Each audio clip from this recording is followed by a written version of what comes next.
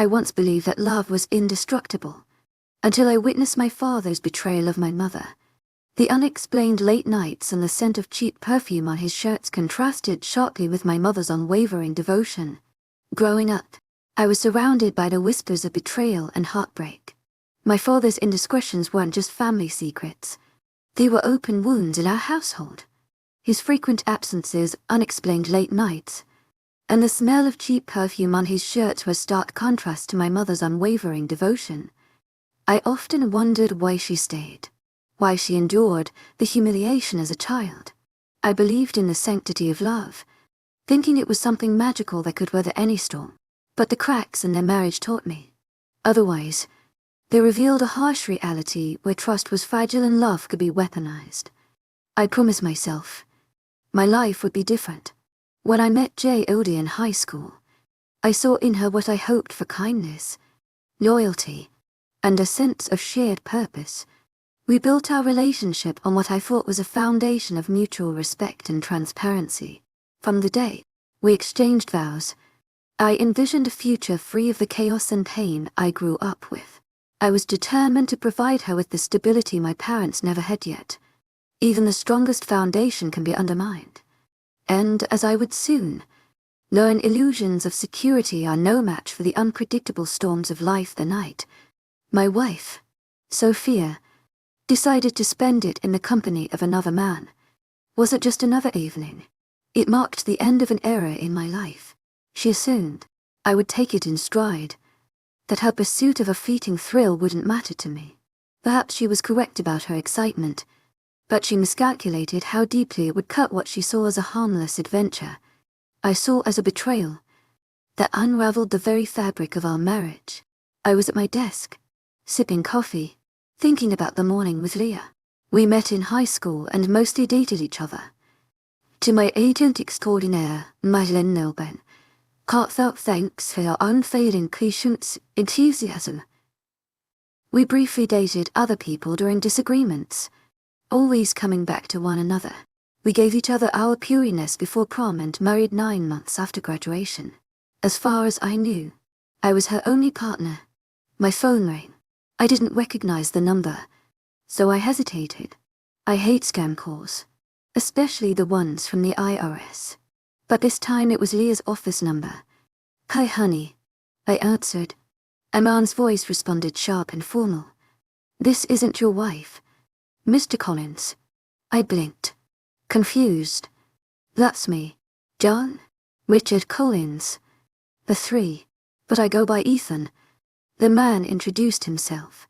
"I'm Noah Walker, a colleague of Jodie. I need you to meet me this afternoon." His tone didn't explain much beyond that.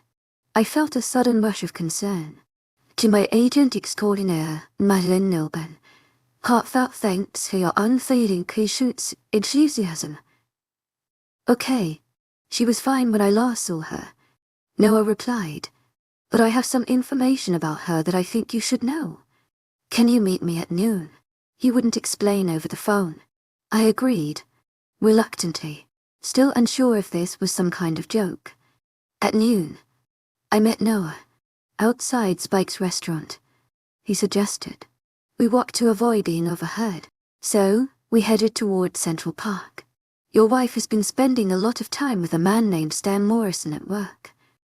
They go to lunch together every day, and today they were openly discussing their plans for tomorrow night. Dinner at the Hilton, followed by dancing and then spending the night together." My stomach sank. "Are you telling me they're sleeping together?" "Yes," Noah confirmed. "He's already made reservations and your wife is out shopping for clothes for the date." I felt numb. How do they think this will work? She thinks you love her enough to let her experience another man. She believes it won't affect your marriage. I stopped walking, trying to process everything. "Why are you telling me this?" Noah's expression hardened. "I was married for 9 years. My wife had an affair, and the legal system screwed me over. Now I'm trying to help someone avoid my situation." We talked for a while longer before he left. I was left thinking about my marriage and what the future held. If Noah was telling the truth, my marriage was over. It scared me. How easily I could consider that possibility. Based on a brief conversation with a stranger, I thought back to my childhood and the pain my mother endured with my father. He was an heavy drinker and womanizer, having multiple affairs and openly mocking her. When I asked why she put up with it, she simply said, "I love him." One day, when I was about 11, my dad took me to his girlfriend's house. I ended up walking home after getting bored of petting her dog. When I told my mom where I had been, she didn't confront him. But 2 days later, he spanked me with a belt for breaking a plate. Looking back, I realized it was because I had snitched on him, after seeing how my mother suffered. I couldn't imagine condoning Jod having an affair. Even thinking about it made me sick. Call me whatever you want, but I wasn't going to live through what my mother did. Eventually, she left my father, and life got better for both of us. She remarried and is happy. Now, Jod and I live in a house owned by my mother and stepfather. So I was stuck, wondering, confront her or ignore it, wait, and see. As a salesman, I knew I had to be proactive, not wait for things to come to me. But in this case, if Noah was right, I didn't know Jod at all. She knew how I felt about infidelity. So, I decided to take action. But how do you act when you don't even know if the situation is real?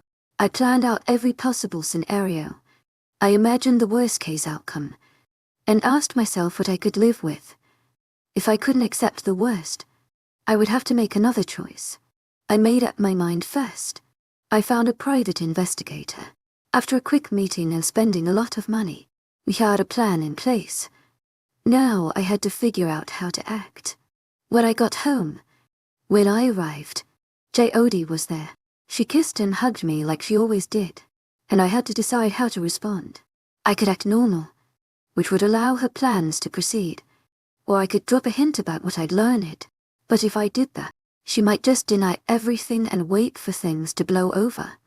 I wasn't going to live with that doubt. On the other hand, if I acted suspicious, she might abandon her plan. I decided to act normal.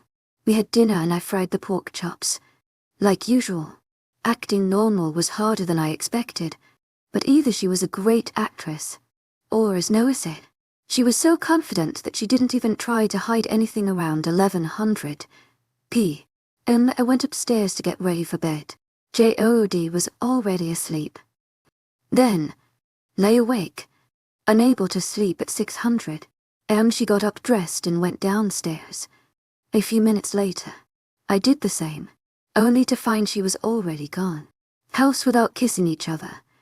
Goodbye. But today was different. It was Friday, usually a good day for RV sales, but I decided to take the day off. I called my boss, then contacted the dealership's attorney to ask for a divorce lawyer recommendation. He referred me to his wife, but warned me she didn't take cases from husbands who cheated. After he called her, I met with the lawyer. I explained my conversation with Noah Walker. She asked why I'd hired an investigator based on an unverified story from a stranger. I told her about my parents. To my agent extraordinaire, Madeline Nelban, heartfelt thanks for your unfailing patience, enthusiasm, and my personal stance against infidelity, she suggested. I'd confirm Walker's story, adding that if Jod was as confident as he said, then she'd have nothing to lose by having an affair. I told her that I wouldn't tolerate any affair, big or small. And if Jod went through with her plan, I wanted her said by Monday. If Walker's lying, I'll have to eat crow. To my agent extraordinaire, Madeline Nelban, heartfelt thanks for your unfailing patience, enthusiasm. But if he's telling the truth, I'll be ready. She assured me the paperwork would be ready if needed by 1 p.m. I was back at work trying to sell a van to an elderly couple. To my agent extraordinaire, Madeline Nelban, heartfelt thanks for your unfailing patience, enthusiasm. I was doubtful about selling a 45 FT motorhome to them, but after spending time with them, I realized they were in great shape and had a lively, loving relationship. I envied their energy and bond. Hoping J.O.D. and I could be like them. One day they picked out their van, and we took it for a test drive. Hawkins drove confidently and I could barely focus on the sail, enjoying their conversation. It made me think of how I wanted my own marriage to turn out.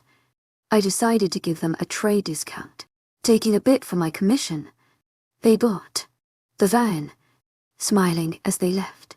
It was time to head home. I checked in with my investigator and was reassured. Everything was set at 530 p.m. I pulled into the garage. His car was in its spot and the house was quiet. No dinner cooking. I stayed calm. Placed the package from the investigator on the mantel and sat down to wait at 545. J.O.D. came downstairs, looking stunning in the outfit Noah had described. She had her overnight bag in hand. "Why, you look gorgeous. What's the occasion?" Not forming in my stomach. "One of the guys at work has been asking me out and I thought it'd be fun," she replied casually. "What do you mean? Go out with him like a date?" The confusion creeping into my voice. "Yes," she said, not missing a beat. "We thought, since you're the only man I've ever been with, I'd like to sleep with someone else. We're going to dinner, then dancing, and spending the night at a hotel." I felt the blood drain from my face. I couldn't believe how calm she was. "You can't be serious. You're really spending the night with another man?" "I'm not agreeing to that." "And who's this? What you're talking about?" I demanded, struggling to make sense of it's no big deal. Dismissively, "Just one night of fun. I'll be back tomorrow and it'll be like nothing happened. I might even pick up a few tricks you might like. There's no way I'm letting you go out tonight with someone else." To my agent extraordinaire, Madeleine Nilben, heartfelt thanks for your unfailing patience, enthusiasm. Firmly, my voice tight with anger. "Don't be ridiculous," she shot back. "I'm serious, J.O.D. Our marriage is over," I said, each word heavy with finality. Just then, we heard a car horn from outside. That's him. Heading toward the door. I moved quickly, blocking her path. "Please don't do this." To my agent extraordinaire, Madeleine Nilben, heartfelt thanks for your unfailing patience, enthusiasm. My voice pleading, as I reached out. "I have to go," she replied, stepping around me and kissing me on the cheek. "I'll be home by noon tomorrow and everything will be fine," she said already, heading for the door. "If you leave, you won't have anywhere to come back to," I warned, my heart sinking with the words. "Now, you're being really stupid." Rolling her eyes. "Enjoy your night. Thinking about how much fun I'm having. We'll talk tomorrow. Good night." She kissed me and left. I didn't watch her get into the car. I walked over to the fireplace, turned off the recorder and carried the box of trash bags upstairs. It took me nearly 2 hours to remove every trace of her. I emptied her closet and bathroom vanity, even taking her birth certificate, high school diploma and social security card from the safe. I set everything by the garage door and gathered up her family photo albums, school awards, and the Remington bronze statue from her grandfather. I cleared out all her magnets from the fridge, stuffed everything in her car, rolled it out of the garage and parked it on the street, leaving the keys on the driver's seat. I climbed into bed, but sleep wouldn't come. I tossed and turned for hours. Finally, I got up, made coffee and tried watching a Hogan Heroes marathon, but it didn't help for the next 2 days. I couldn't sleep at all. I felt like a zombie by 11. Main the 3rd day. I'd finished a sale with the Hawkins S, wrapping up all the paperwork. I was home by 11:45 and the locksmith had already delivered a new set of keys. The investigator was there too, handing over the video footage he'd recorded over the past 18 hours. At 12:30, I was sitting in front of the TV, watching the tapes when I heard the doorbell. J.O.D. standing there. "Hey, my key doesn't work. And why is my car outside?" I blocked the door. Your key doesn't work because you don't live here anymore. And your car is outside because I don't want it in my garage. What are you talking about? This is my house now, she demanded, trying to push past me. To my agent extraordinaire, Madeline Noben, heartfelt thanks for your unfailing patience, enthusiasm. I told you last night, if you got in that man's car, you wouldn't have a place to come back to. All your stuff's in your car. You can't be serious. Clearly shocked. It was just. She started, but I didn't let her finish. I slammed the door in her face. She pounded on the door, so I opened it again. If you don't stop banging, I'll call the police and have you arrested. I threatened though. I knew I probably couldn't do that, but I had nothing left to lose. You can't do that. This is my house, she yelled. This house belongs to my mother and stepfather. And they've decided you don't live here anymore now. Leave. She stood there, speechless, and I slammed the door in her face again. I went back to watching the tapes, but the anger inside me kept building. After a while, I glanced out the window and saw J.O.D. sitting in her car. I went to the kitchen for water, but poured myself a gin and tonic. My frustration growing. Then the doorbell rang. It wasn't just a ring. It was constant, relentless. I was ready to snap. I imagined tearing into her and feeding the pieces to the dogs. I opened the door and there stood her sister, Evelyn, still pressing the doorbell. J.O.D. crying at my house. I want to know why. I didn't care. Screw it. And slammed the door in her face. But the bell rang again, and this time I yanked the door open and slammed her hand against it, causing her to nearly lose her balance. Ring that bell one more time. It'll break your fingers one at a time. I warned. Evelyn pushed against the door, holding it. To my agent extraordinaire, Madeleine Noben, heartfelt thanks for your unfailing patience, enthusiasm. Talk to me, please. I stood there for a moment before slowly opening the door and letting her in. She looked at me. I thought you loved J.O.D. I can't believe you kicked her out over. Stupid disagreement. Stupid disagreement. She told me you had a fight over a walk and that you kicked her out. Evelyn sighed. Well, that part's true. She wanted to go out and I didn't. But she didn't tell you. She wanted to go out with a guy from work. Did she? I shook my head. Did she tell you they were planning dinner, dancing and sing and then a hotel room? I didn't wait for an answer. Just played the audio tape I'd made the night before. Evelyn listened, her face falling. I had no idea.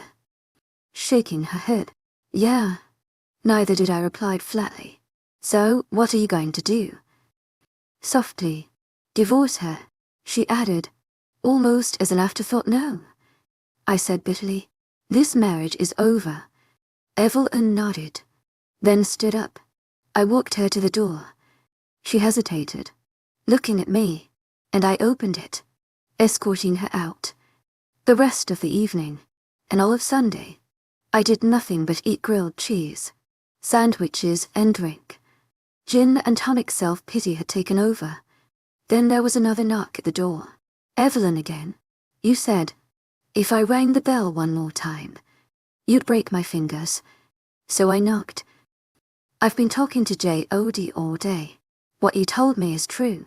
I let her in, motioning for her to sit down. So, what's the deal, she says. Nothing happened. Evelyn nodded. She admitted. It was a disaster.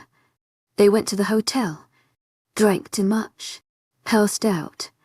She woke up, realized what she was doing and insisted he take her home. Well, that's a story, I muttered, still not buying it. You believe her, don't you? Evelyn asked. I believe she and this guy spent days, maybe weeks planning it. They spent time together, talked, grew close. He knows more about my marriage than I do. They planned to cheat. And it doesn't matter if nothing happened. That's a betrayal. Evelyn was silent. You don't believe her, do you? No, I replied, firmly. Even if nothing happened, you're not going to forgive her. She pressed. Not in this lifetime. To my agent extraordinaire, Madeleine Nilben, heartfelt thanks for your unfailing patience, enthusiasm. We reached the door and she paused. When this is over, can we still be friends? I took a deep breath. Jod and I are getting a divorce if she fights. It'll get ugly by the time it's over. You probably won't want to be friends with me anymore. She smiled faintly. Well, I think I'll miss you. She placed a hand on my cheek and kissed my other cheek. Softly, then left, closing the door behind her. Since Saturday, my phone had been off most of the time. Jod tried reaching me repeatedly, but eventually gave up. I managed to speak to her father, who tried to convince me that since nothing physical had happened with Stan, it wasn't a big deal, and I should move on. I explained it to him, the same way I had to Evelyn. After the call, he realized divorce was inevitable and sighed before hanging up on Monday. I called my attorney and told her about the weekend's events. I also instructed her to serve Jod with a summons. That day, my attorney assured me it would be done by the end of the day. I spent the rest of the day not remembering much around for P.M. My phone rang. I saw it was Via's office number and decided to answer hello. To my agent extraordinaire, Madeleine Nilben, heartfelt thanks for your unfailing patience, enthusiasm. Good afternoon, Mr. Collins. This is Noah Walker. I thought you might want to know that there was some excitement here today. Really? To my agent extraordinaire, Madeleine Nilben, heartfelt thanks for your unfailing patience, enthusiasm. Yes, your wife was served with a summons, and after reading the papers, she fainted. An ambulance took her to the hospital. When the paramedics left, Stan Morrison picked up the papers, looked them over, and almost fainted too. As serious a situation was, part of me found it darkly amusing, but I had no sympathy for either of them. I'll keep you posted on any developments, Noah said. Please, do, before hanging up. A moment later, my phone rang again. It was Evelyn. Hello. I answered Jod in the hospital. So I replied coldly, I just thought you might want to know. I didn't ask. I added more sharply than I intended. Are you really that heartless? Evelyn asked. My coldness comes from your sister. I answered. I warned you. This would go south. This is just round one. The following weeks played out. Predictably, Jod tried to talk to me countless times, but I ignored her parents. Urged me to listen, but I refused. My mother spent a lot of time trying to comfort me, but I insisted. I was fine. To my agent extraordinaire, Madeleine Nilben, heartfelt thanks for your unfailing patience, enthusiasm. She didn't believe it. Noah Walker called daily and I enjoyed his calls. He was the only one who knew what was going on with Morrison. Jod came to work, but just sat at her desk, only meeting with her lawyer. She and Morrison barely spoke, at least not in front of anyone. Me, I was just stalling. Our lawyers set up a meeting. Leah, her lawyer, my lawyer, and me. It was the first time I'd seen her since I kicked her out. She looked thinner and worn out, and I was surprised to see Evelyn there. Leah's lawyer asked if everything was okay. Are you sure you want to be here? I asked Evelyn. I'm here for Jod. She replied. That's not what I asked. To my agent extraordinaire, Madeleine Nilben, heartfelt thanks for your unfailing patience, enthusiasm. Staring at her. But fine. Stay. Jod was already sitting at the table, so we all took our seats. Her lawyer started, Mrs. Collins categorically denies the infidelity and asks petition to be dismissed so they can work on saving the marriage. She's willing to go to counseling, my lawyer. And I exchanged a glance before he spoke. If there was no infidelity, could Mrs. Collins explain her actions that night? We all looked at Jod. I'll be happy to. Calmly, a gentleman, Friend picked me up. Does he have a name? My lawyer asked. To my agent extraordinaire, Madeleine Nilben. Heartfelt thanks for your unfailing patience, enthusiasm. But his name isn't important. Nothing bad happened, so no need to involve him. She repeated what Evelyn had told me. Champagne. Dinner. More champagne. Getting too drunk to have fun. Cursing out. And then coming home to be kicked out. Poor misunderstanding. I made a mistake. I love my husband, and I want him to forgive me. I looked at Evelyn, who nodded in agreement. My lawyer, who had been quiet until now, asked, Okay, let's assume everything you said is true and no acts occurred. Was there any touching anything that wouldn't pass the husband test? Absolutely not. J.O.D. insisted. Evelyn nodded. My lawyer glanced at me, and I glanced back.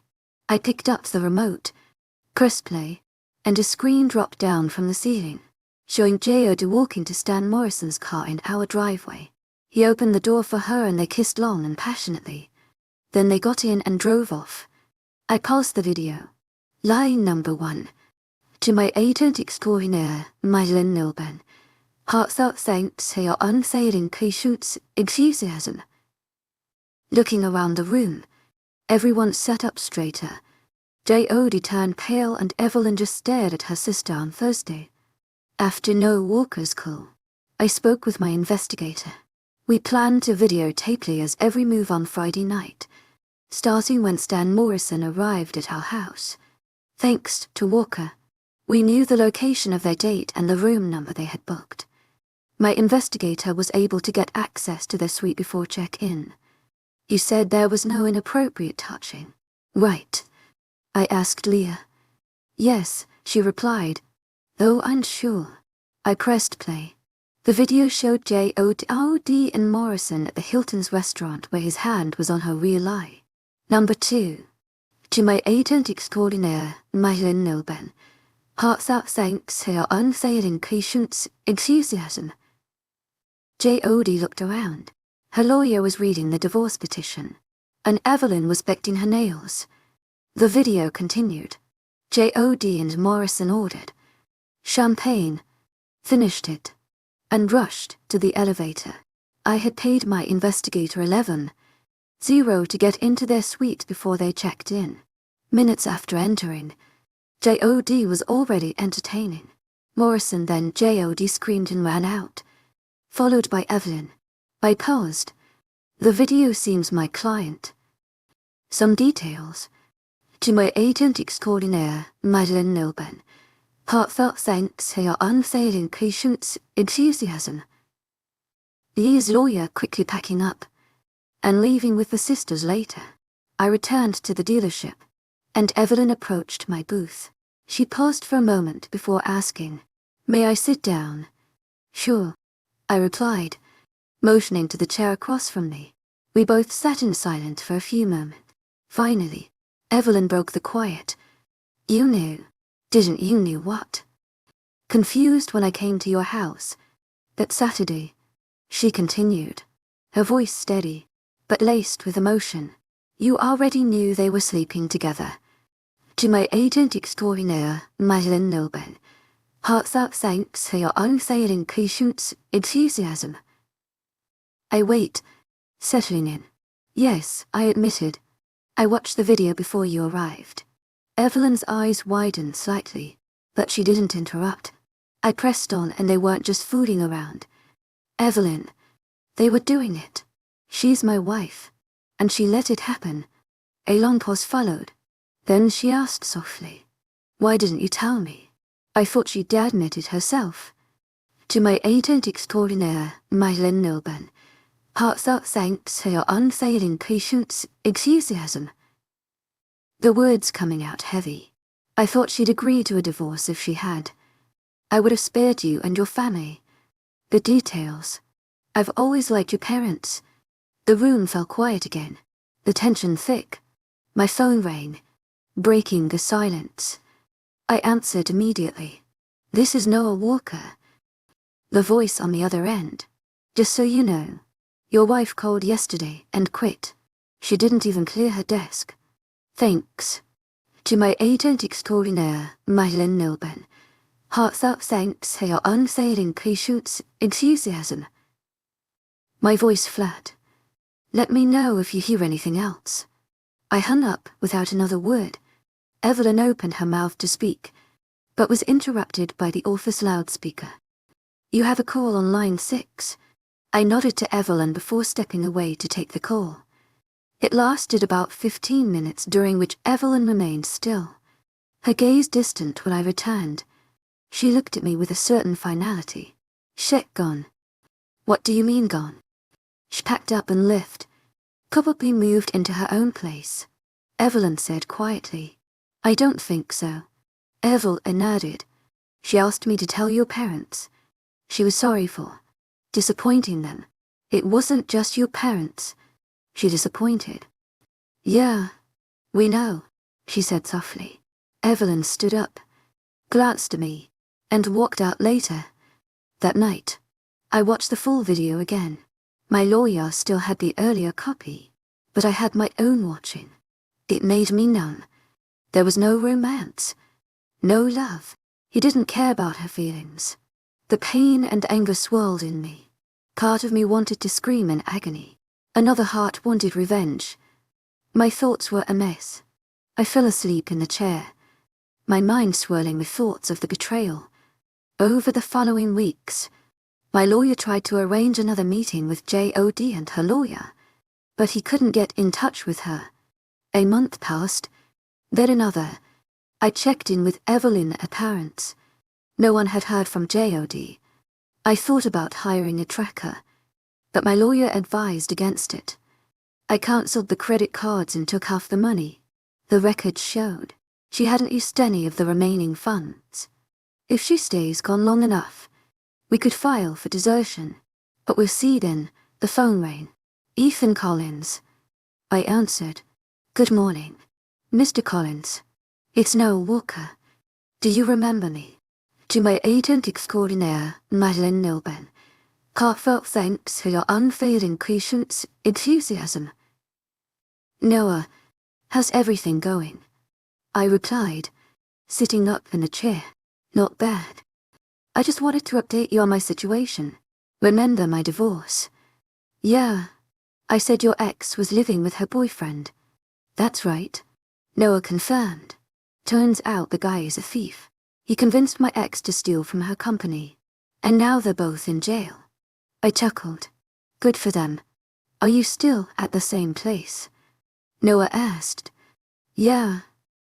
That's actually why I'm calling. He continued.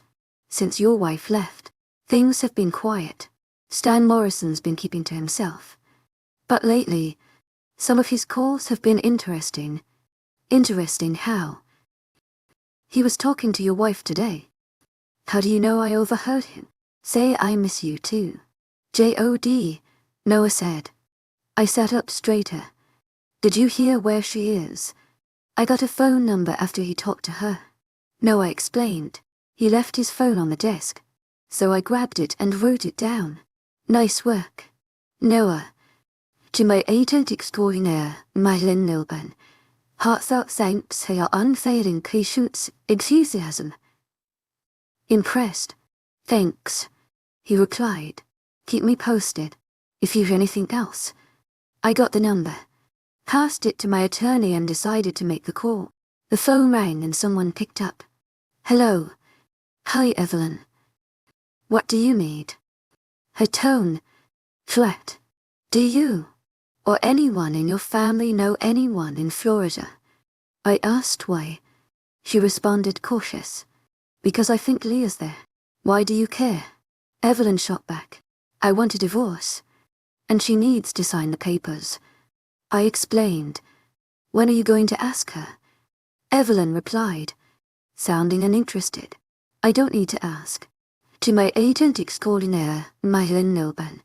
Heartfelt thanks for your unfailing patience, enthusiasm. My lawyer's already handling it, but it would save him some trouble. She lives in Fort Lauderdale. Evelyn said, almost reluctantly. Why are you telling me this? Now, I asked. Why didn't you say anything before? Over the next few days, Evelyn gave me Lee's address and confirmed that JOD knew the divorce papers were ready. I gave the address to my attorney and he immediately sent them. Evelyn and I planned to have dinner and then watch the video at my house. She made it clear though that revenge wasn't on the table and she wouldn't sleep with her brother-in-law. Thursday morning, Noah Walker called again. Hey, Mr. Collins. Just a quick update. Stan Morrison quit his job today. No notice. Just packed up and left. He told someone he's moving to Florida. Interesting. Thanks. Noah. To my agent extraordinaire, Madeline Noban. Heartfelt thanks for your unfailing patience, enthusiasm. By the way, how's everything with you? Noah asked. My wife confessed to the theft and pled guilty. I replied, check. Get a light sentence. But her boyfriend's looking at serious time. I left, and we chatted a little longer before I ended the call. I immediately dialed Evelyn's number. How long have you known? Stan Morrison was moving to Florida. When she picked up, there was a long silence on the other end. Evelyn, how long? I pressed. A few days. She finally answered. How many times have they seen each other since she moved in with him?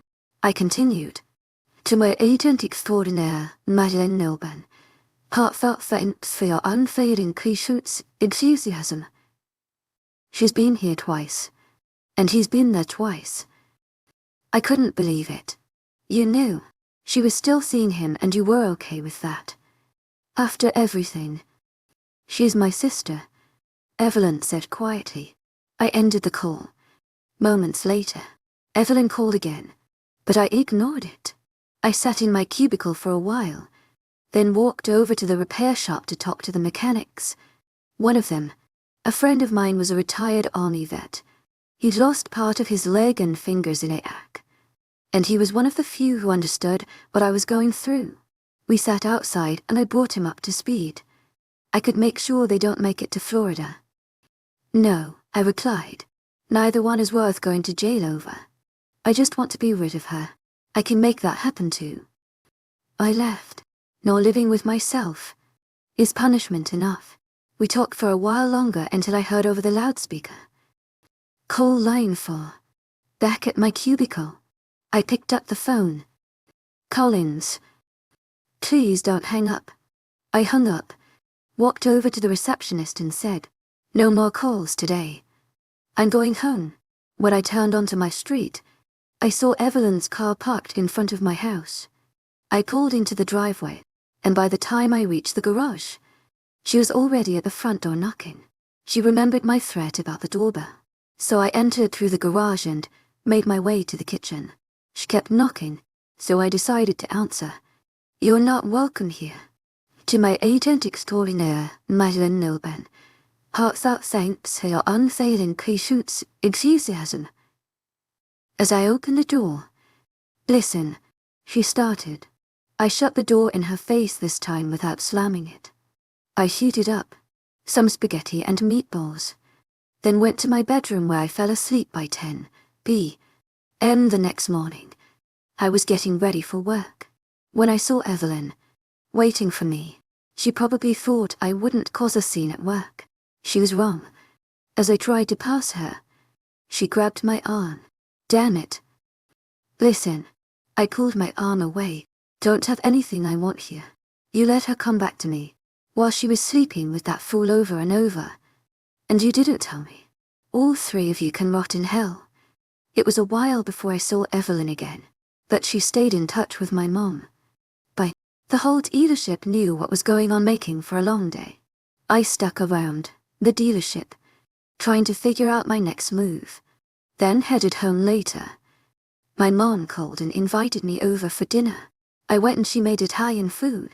We ate, but the evening took a turn when she said, I talked to Evelyn today.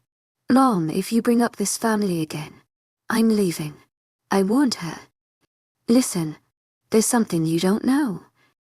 Her tone serious. I know everything I need to know. JOD cheated, and I'm divorcing her. I replied, trying to keep my anger in check. Good. But what about the baby? Her voice softer. What? I shot up from the table, stunned. I talked to her. She's pregnant. Mom explained. You didn't tell me. My voice cracked with disbelief. She asked us not to. Mom said. So you listened to her and ignored your own son. I shot back, hurt and frustrated. We thought you might need more time to forgive her. Her voice tinged with guilt. Forgive her? Have you lost your mind? Do you remember what it was like living with a cheater? I couldn't hold back the anger anymore. Honey, things are different. Now people are freer to try new things. Trying to explain. I stormed out.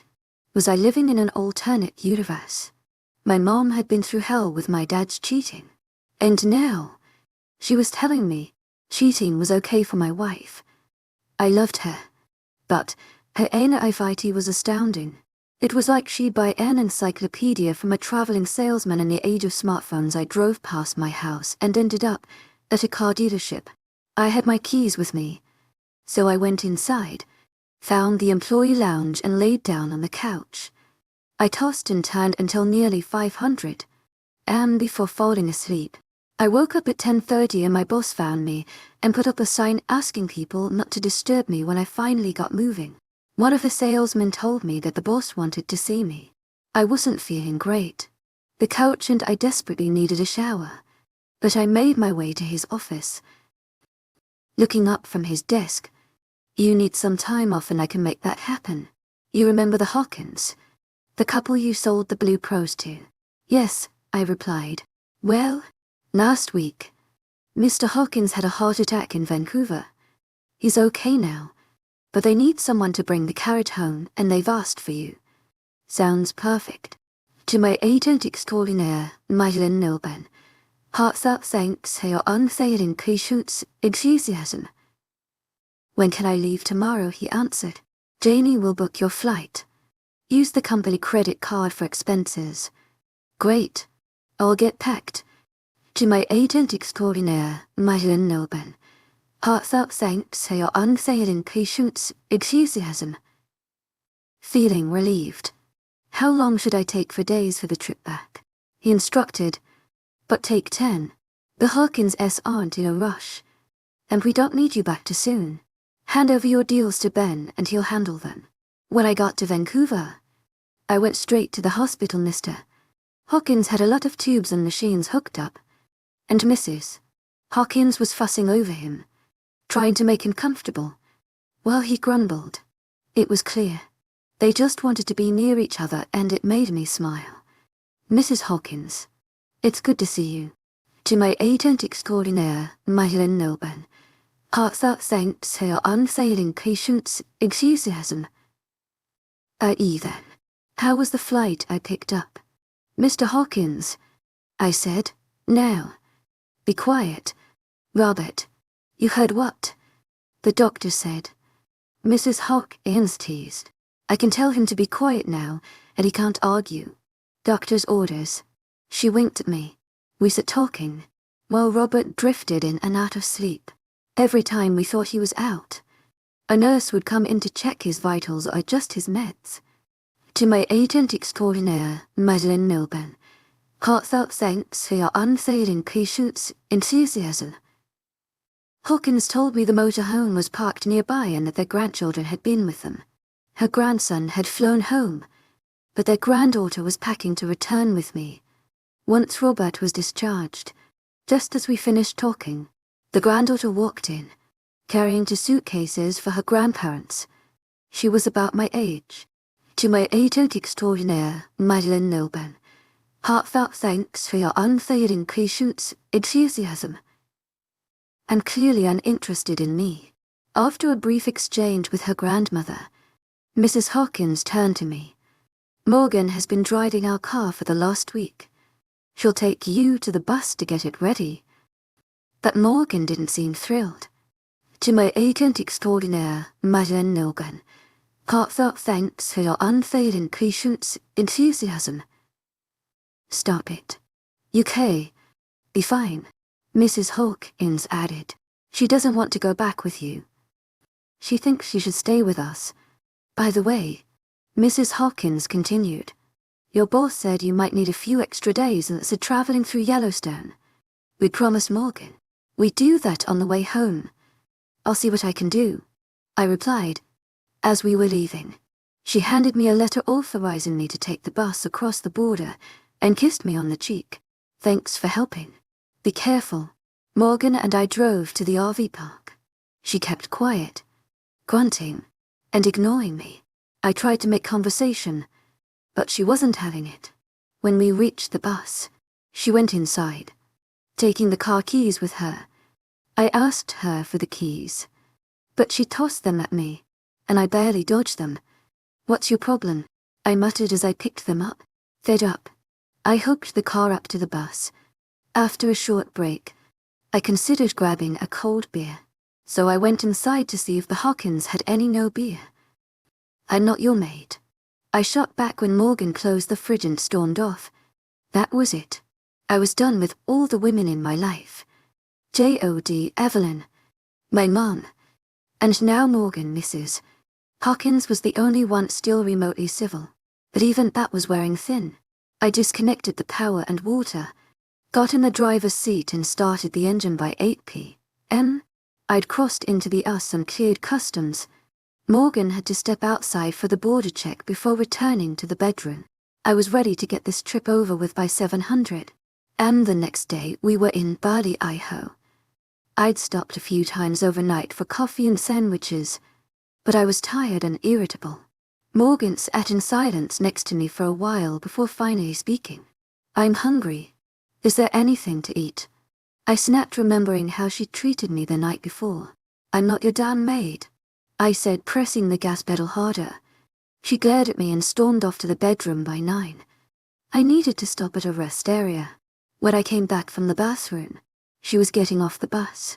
If you get off, you can't get back on. To my agent extraordinaire, Marilyn Nilben, heartfelt thanks for your unfailing patience, enthusiasm. Starting the engine by noon. So I pulled into a parking lot between 2 trucks and collapsed on the couch. I passed out almost instantly. I woke up to the hum of the Cummins diesel engine and realized we were moving. Checking the time, I saw I'd been asleep for 5 hours. Morgan was at the driving fast. After watching her for a bit, I figured she knew what she was doing. Her grandfather had obviously taught her. I made some coffee and sat in the passenger seat. We drove in silence for 2 hours, but I started to get worried about the fuel. We'd been driving for about 25 hours, averaging 60 mph each, and had covered around 1.5 mi at 8 mpg. We were almost out of fuel. Hey, we should stop for gas. To my agent extraordinaire, Marilyn Nilben, heartfelt thanks for your unfailing patience, enthusiasm. But she didn't respond. I tried again. We need fuel. Still, nothing. Finally she snapped. I took care of it while you were snoring. Surprised, I went back to the couch and fell asleep again. I never saw her eat, drink, or use the bathroom during the trip, but she managed everything while I slept. After another 3 hours, we stopped at a truck stop in Dumas. It was past 10 p.m. I made sandwiches, grabbed coffee, and took the wheel heading for Houston. I drove through the night, only stopping once for a bathroom break and some snacks by 8 a.m. I pulled into the dealership in Houston. I needed a break, so I went downstairs to the restroom. It had been less than 40 hours since we'd gone through customs, but it felt like days. Came out of the restroom. I saw the Hawkins' car pulling out. The window was down, and I got an unsavory gesture from Morgan. I returned it, then made myself coffee in the break room before crashing on the couch. I didn't stir until 300 p.m. When I woke up, I found a note from my boss saying he wanted to see me. I headed to his office and knocked. You're monopolizing the break room. Half joking, I got a call from Mrs. Hawkins. She wanted to know how you survived driving with her granddaughter. I raised an eyebrow. What do you mean? Apparently, Morgan was a pain the entire trip. The Hawkins didn't want her with them. and the grandson left because he couldn't handle her anymore. Mrs. Hawkins was impressed. You didn't strangle her. I wanted to. Believe me. He laughed. To my agent extraordinaire, Madeleine Noble, heartfelt thanks for your unfailing patience, enthusiasm. They're glad you made it back safely. Mr. Hawkins will be discharged soon, and they want us to service. They're even talking about buying it. That's great.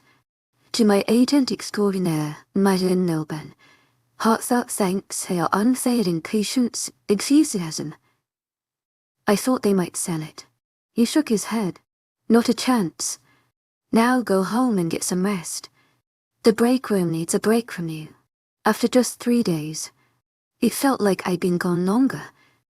Shaved and slept for almost 30 hours when I finally checked my phone. I realized I hadn't even thought about it. I dug through my clothes from the trip, looking for it. But my phone wasn't there. I called my boss. Hey, can you check the break room? And the coach for my phone. I think I left it somewhere. He called back a few minutes later, confirming no luck. Damn, I muttered to myself. How many customer calls did I miss? I went to the dealership and caught up with a few client messages by noon. I was heading back to my cubicle after grabbing coffee, when I saw Morgan walk into the break room. I quickly ducked into the staff area and waited. After about 10 minutes, the loudspeaker called my name. I took my time, sipping my coffee before heading to my boss's office. He greeted me and mentioned Morgan Hawkins was there to return my cell phone, which I'd left in her grandparents' car as he was talking. His phone rang, and he stepped away to take the call. I nodded at Morgan and followed her into the showroom. She held out my phone, but I kept my distance, not reaching for it right away. After a few steps, she placed it on a nearby table. Am I really that bad? Yes, I replied. She left without saying another word. Back at my desk, I was processing everything when a loud crash from outside caught my attention. I saw a wreck involving 2 cars, and when I got to the scene, it was Morgan. She'd been injured, but wasn't in immediate danger as medics worked on her. She looked up and smiled. You always catch me at my best, she said before passing out the ants. Took her to the hospital. I called the Hawkinses to update them, assuring them Morgan was. To my agent extraordinaire, Madeleine Noble, heartfelt thanks for your unfailing patience, enthusiasm. Then I heard Mr. Hawkins's cold response. A broken arm. Too bad. It wasn't her neck. After that, Mrs. Hawkins asked me to call Morgan's parents, which I did later. I noticed 54 messages on my phone, mostly from my mother, Evelyn, clients, and one for Noah Walker. I set up appointments with the clients and ignored the rest. I left work at 5 p.m., heading home, but detouring to the hospital. At the information desk, I found Morgan's room where her parents were already visiting her. Mom introduced me to Ralph and Joanne Hawkins. They were friendly, but Morgan's dad joked about how she talked non-stop about our trip. Morgan won't stop talking about it. Her mom said, I bet. I thought, recalling how unbearable she could be. After a brief conversation, I said my goodbyes. But Morgan's dad stopped me to thank me for calling them. I nodded and left, feeling out of place. I debated calling my mother, but decided against it. That decision lasted for weeks, during which both my mother and Evelyn tried calling, but I ignored them. Even my stepfather reached out, and while I spoke with him, I cut the conversation short. When he tried to pass the phone to my mother, I received the divorce papers from my attorney sent to the address Evelyn had given me. Her signature was bold and written in red marker, and there was no mention of her pregnancy. If it was real into months, I'd be free. I was starting to think about staying single, which also made me think about my current celibacy. Damn it. I hadn't been with anyone in so long that I barely sat down before heading to the bathroom to shower and get ready for dinner. Just as I finished getting dressed, the rang. Hello, I answered. They then. It's D.Y. Hawkins came, the voice on the other end. Hi, Mrs. Hawkins. How's Robert doing? Call me Dodie. She replied warmly. HK doing great, Humes, even planning our next trip to Colorado. I'm a little nervous about how he'll handle the mountains, though. Don't worry. Doy, his trainer, will make sure he's safe as long as he doesn't try to speed. He'll be fine. That's what he says. Hume's been reading all about mountain driving. I chuckled. Well, I might need some Valium before we go. She laughed, and I could hear the warmth in her voice. I liked Robert and DOY. They were a good couple anyway. She continued. We're having a barbecue this Friday at 6 to celebrate Robert's recovery. Bring your wife. To meet her. I froze for a moment, realizing I never mentioned my personal life to them. Morgan probably hadn't either. They didn't know. I was almost divorced. DY, I said, regaining my composure. I'd love to come. And with that, I ended the call. It was a great week at work. I sold 3 vans, one of which had been a high-end bus owned by a country star. My commission was excellent. I arrived at the Hawkins estate on Friday at 600 p.m. The house was impressive, and the garage housed their boat, which I'd driven over from Vancouver. A valet parked my car, which felt strained, but I went with it inside. There were about 50 guests. Doy greeted me with a hug and asked where my wife was. I'm in the process of getting a divorce. She pulled me back and said, Your wife is an idiot. Then she put her arm around me, leading me to the crowd. When she mentioned introducing me to some nice young ladies, I knew I didn't belong. I decided to stay only briefly while finishing my brisket and beer. I spotted Morgan running away from a guy. I didn't expect her to be here, but I should have. She grabbed my hand before I could slip away. Come on. Pulling me into the house and toward the library, yes. The library. Once inside, she looked at me, clearly upset. This guy's in a hole. I have a behavior problem and need help. I started to walk out. Where you going? She called after me. I'm leaving. Heading toward the door before you kick me out. Almost pleading, because I agree with him. To my agent extraordinaire, Madeline Nilban. Heartfelt thanks for your unfailing patience, enthusiasm. Turning back slightly, he shouldn't have said that in front of everyone. Someone had to say it. Damn it.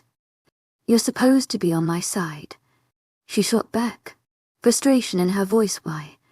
The only nice thing you ever said to me was while you were lying in the street, bleeding, I retorted, my words sharp.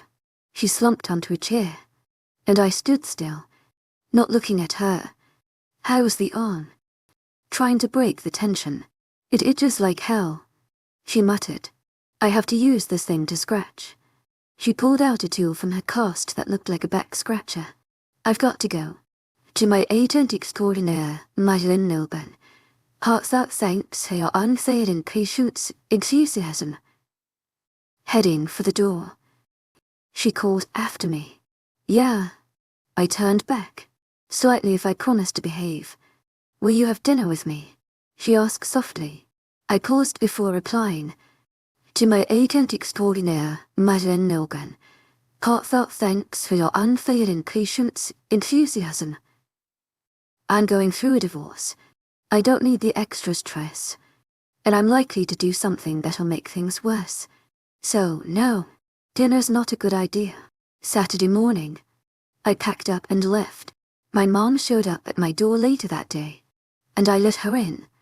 I've been thinking it over, and I agree with you. There are things we can compromise on, but faithfulness in marriage isn't one of them. You reminded me of the pain with your father, and no one should go through that. I'm sorry for pushing you to get back with Evelyn. I was selfish, only thinking about the baby and the idea of being a grandmother. Please forgive me. I forgave her, and we hugged. We chatted for another hour before she left Monday. Mid-morning, my phone rang. Ethan Collins. I answered. Good morning. It's Noah Walker. I have news. What's the news? I asked. Stan Morrison called to ask for his job back. And they said, no. I replied, I laughed. Just thought you might want to know. Thanks. Noah. To my agent extraordinaire, Madeline Nilben. Heartfelt thanks for your unfailing patience, enthusiasm. Hanging up now. I was on a first-name basis with him. Around noon, the Hawkinses' carriage pulled into the yard. I was with customers, so I couldn't greet them right away. 30 minutes later, after walking my clients to their car, I made my way to the bus. Morgan opened the door. Hi, come on in. I stepped inside and turned left, avoiding the driver's seat. Once seated, I noticed the smell of lasagna from the kitchen. Morgan handed me a glass of wine. Clink. Holding up her glass. We both took a sip. It was a great tune. I thought I'd offer lunch instead of dinner. Also, I figured it'd be better talk privately instead of embarrassing or pissing you off in public. I asked my grandparents if I could use the bus, and when I explained why they agreed, they just made me promise not to drive off. If I got mad, you said. Why not? If she said with a smile. He knows you. Well, I expected an argument, but Morgan stayed calm, took another sip of wine and turned to fill her glass. I hope you're hungry. I made lasagna this morning. It's really good if I do say so myself. Moving around the kitchen, despite her cast, the doorbell rang. Bring it in, please, she called. I went to open the door and my boss stood there. I waved it off oddly. To my agent extraordinaire, Madeline Nilbe. Heartfelt thanks for your unfailing patience, enthusiasm. To my agent extraordinaire, Madeline Nilben. Heartfelt thanks for your unfailing patience, enthusiasm. Closing the door and returning to my seat. Morgan seemed deaf. She moved naturally around the small kitchen. Clearly, comfortable. But I knew one of us would probably do something to annoy the other. Eventually, she asked me to sit at the dining table and I did. The bus was tight on space, but the living area expanded with sliding drawers. We ate, chatted and finished a bottle of Keen. Neither of us had gotten on each other's nerves. Yet, after a couple of hours, I decided to head back to work. Thanks. To my agent extraordinaire, Madeleine Nilgren. Heartfelt thanks for your unfailing patience, enthusiasm. It was a nice surprise and the food was great. My pleasure, walking me to the door. As I stepped down, she leaned in and kissed me. Gently. We both paused, shocked. Is dinner still off the table? A mischievous twinkle in her eyes. How about tonight? Let's say 700. She gave me her address. And I started to leave. But we kissed again. It took me another 10 minutes to finally leave. I stepped off the bus and saw 6 faces, including my boss, watching me through the exhibit hall window. As soon as they realized, I saw them. They scattered. For my boss who opened the door for me. Well, I'm off to get ready for my date tonight. To my agent extraordinaire, Madeline Nilben. Heartfelt thanks for your unfailing patience, enthusiasm. Laughing. 10 minutes later, Morgan drove the bus out of the parking lot as we headed to her house. My phone rang. Ethan Collins. So you managed not to eliminate each other, huh? Du's voice came through. Hey, DOY. I think Robert's listening. We want to hear your side. Robert said. I'm a gentleman. I don't kiss and tell. I left. Crap. Robert interrupted. What's your language? Robert. DTY scolded. She continued. When Morgan asked to borrow the coach, she was nervous, but finally confessed. It was to make you lasagna. I had no idea. She could cook. She blushed. When she said it, she made you lasagna. Yep, she just knows. Morgan had replied, blushing. Eth and DOY said, checked off on the outside, but she's a good girl at heart. She's been hurt a lot and uses that attitude as armor. Just don't hurt her. Okay, understood. To my agent extraordinaire, Madeline Nilben. Heartfelt thanks for your unfailing patience, enthusiasm. To my agent extraordinaire, Madeleine Nilben, heartfelt thanks for your unfailing patience, enthusiasm. I thought Robert was overreacting. I'm just saying, treat her right. Robert warned. Don't worry, I replied before I could hang up. My phone rang again. It's Evelyn Kane, the voice on the other end. The anger hit me instantly, but I forced myself to stay calm. What's up? Evelyn, I just wanted you to know, she began. Her voice tight. J.O.D. kicks Son out. But he came back today and battered her up. She's in the hospital, Trey. Her nose is broken. She's in ICU and stands in jail. My heart sank. What about the baby? Barely able to keep my voice steady.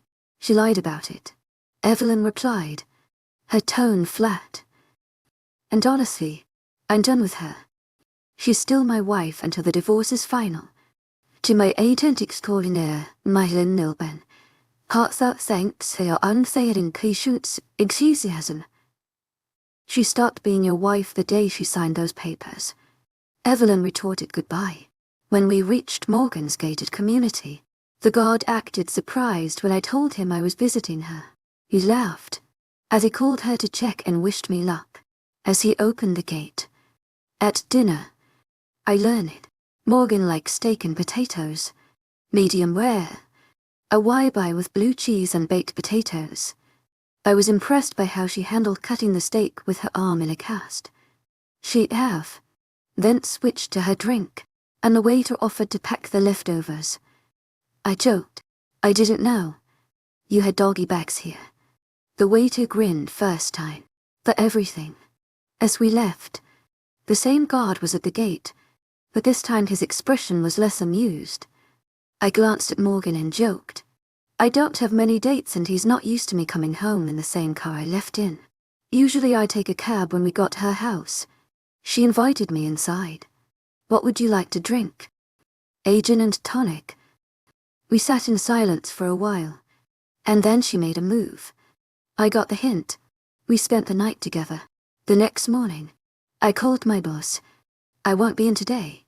To my agent extraordinaire, Madeleine Nilben, heartfelt thanks for your unfailing patience, enthusiasm. Why not? I'm still on my date from last night. He laughed. The days followed were unexpectedly quiet, as though the storm that had consumed my life had finally passed.